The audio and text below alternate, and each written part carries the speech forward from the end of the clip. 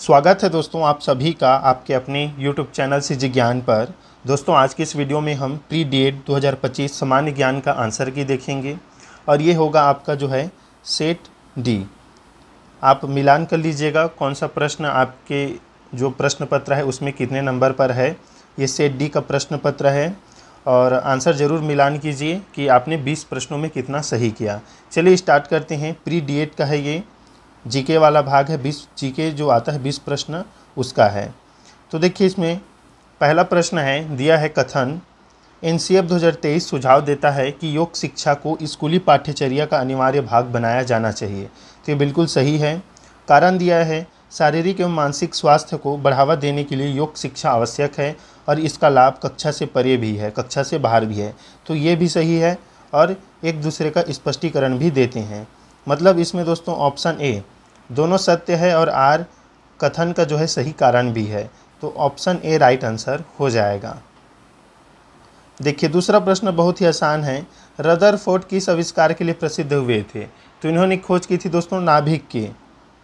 Rutherford किस आविष्कार के लिए प्रसिद्ध हुए? तो नाभिक की खोज के लिए। ऑप्शन ए जो है इसमें राइट आंसर हो जाएगा।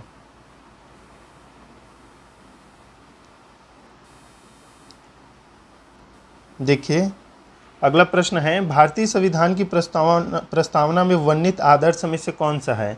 सामाजिक न्याय, आर्थिक न्याय, राजनीतिक न्याय, सामाजिक, आर्थिक और राजनीतिक न्याय। तो देखिए ये तीनों ही है, सामाजिक भी है, आर्थिक भी है और राजनीतिक न्याय है।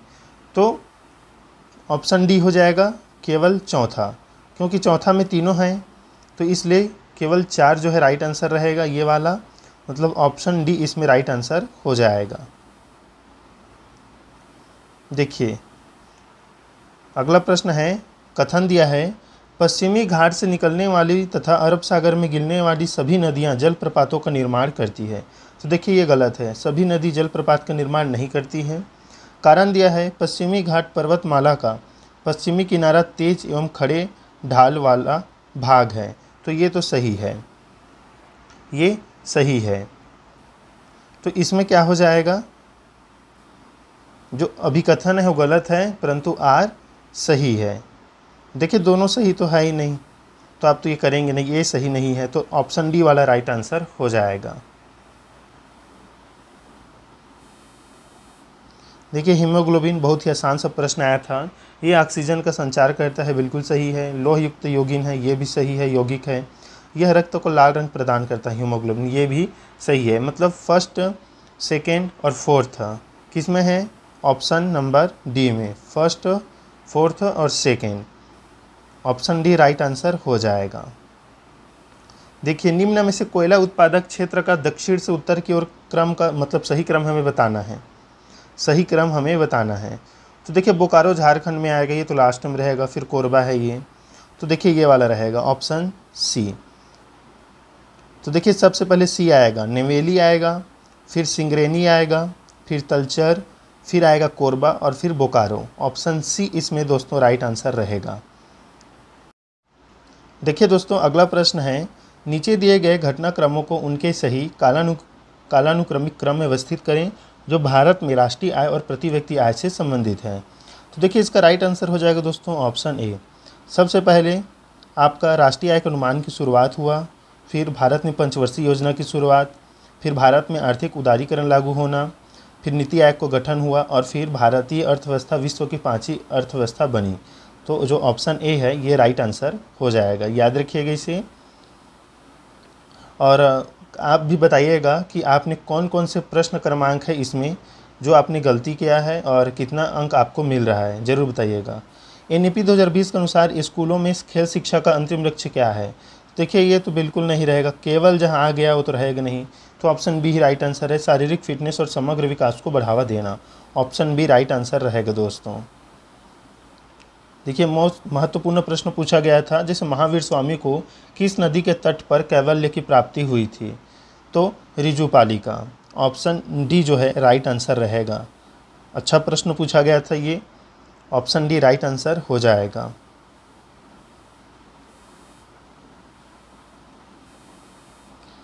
देखिए 40 नंबर प्रश्न दिया है, कथन और कारण हमारे संविधान में नीति निर्देशक सिद्धांतों ने न्याय, सामाजिक, आर्थिक और राजनीतिक घोषणा की है। नियोजन में विकास को प्रेरित करने के साथ साथ सामाजिक और आर्थिक न्याय को सुनिश्चित करने पर बल दिया गया है। तो बिल्कुल दोनों सही है और एक दूसरे की सही व्याख्या भी करते हैं। ऑप्शन जो ए है वो राइट आंसर हो जाएगा। अगला प्रश्न था जो कि बहुत ही महत्वपूर्ण प्रश्न पूछा गया था, जैसे योग मुख्य रूप से शारीरिक आसन और श्वास नियंत्रण पर केंद्रित होता है। कौन सा योग है जिसमें शारीरिक आसन किया जाता है और प्राणायाम भी किया जाता है? तो इसका जो आंसर है वो है दोस्तों ऑप्शन सी हठ योग। ऑप्शन सी राइट आंसर हो जाएगा। निम्नलिखित शासकों को उनके कालानुक्रम में अनुसार सही करना है।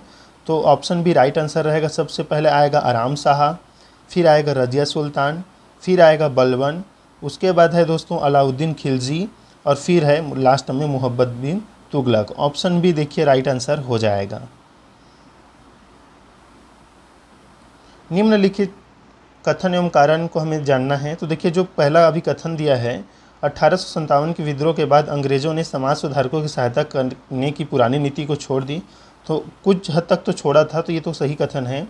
और ये जो बोला गया है सती प्रथा का उन्मूलन मतलब हटाना, ये जो है विद्रोह के एक प्रमुख कारण थे। तो 1857 के विद्रोह का प्रमुख कारण ये नहीं था, बल्कि सती प्रथा का उन्मूलन तो 1829 में ही हो गया था। तो ये तो गलत है। तो इस प्रकार से इसका राइट आंसर हो जाएगा ऑप्शन सी। कथन सही है, कारण जो आर है वो गलत है। ऑप्शन सी राइट आंसर रहेगा। देखिए इसमें दिया गया है संपत्ति का अधिकार को कब हटाया गया था हमारे मूल अधिकार से? तो 44वें संविधान संशोधन से हटाया गया था, अधिनियम से। ऑप्शन सी राइट आंसर हो जाएगा। बहुत ही महत्वपूर्ण प्रश्न है, कराया हुआ भी है ये। देखिए दोस्तों अगला प्रश्न, लोकसभा के सीटों के आवंटन में सुमेलित कीजिए। राज्य दिया है और लोकसभा का सीट दिया है, तो क्या हो जाएगा दोस्तों? छत्तीसगढ़ का तो 11 ही रहता है। हरियाणा का कितना हो जाएगा? हरियाणा का 10 हो जाएगा। मध्य प्रदेश का 29 और महाराष्ट्र का 48। तो इस प्रकार से कौन सा रहेगा दोस्तों? Option B. ऑप्शन बी इसका राइट आंसर रहेगा।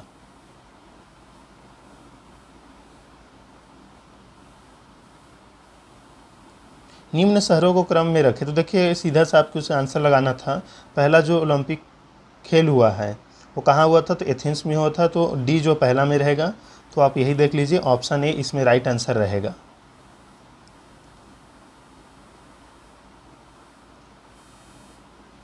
इसमें एनसीएफ 2023 के अनुसार शिक्षक प्रशिक्षण कार्यक्रम में मूल्य शिक्षा को एकीकृत करने के लिए निम्नलिखित चरणों को सही क्रम में क्रमबद्ध करें। तो ए पहला रहेगा, मूल्य शिक्षा के महत्व को समझना। फिर कार्यान्वयन के लिए रणनीति विकसित करेंगे हम। फिर मूल्यधारित शिक्षण विधियों का अभ्यास करेंगे रणनीति करने के बाद। फिर मूल्य शिक्षा के प्रभाव का आकलन करेंगे। ऑप्शन ए राइट आंसर हो जाएगा। देखिए अगला प्रश्न है, निम्नलिखित में से संस्थागत एजेंसी नहीं है। तो सहकारी समिति है, व्यापारिक और क्षेत्रीय ग्रामीण बैंक भी है, नाबार्ड भी है। नहीं है देसी banker. Option D right answer रहेगा दोस्तों। ये बहुत ही आसान सा प्रश्न पूछा गया था, जो क्रिकेट देखते हैं उनको पता होगा। जैसे ग्रीन पार्क स्टेडियम ये स्थित है कानपुर में। कानपुर में स्थित है, तो आपको सीधा लगा देना है। जो तीसरा है उसका रहेगा बी। तो ये वाला ऑप्शन, बाकी किसी में बी नहीं है, तो उसके बाद आप आराम से इसे बना लेंगे। ऑप्शन ए राइट आंसर हो जाएगा।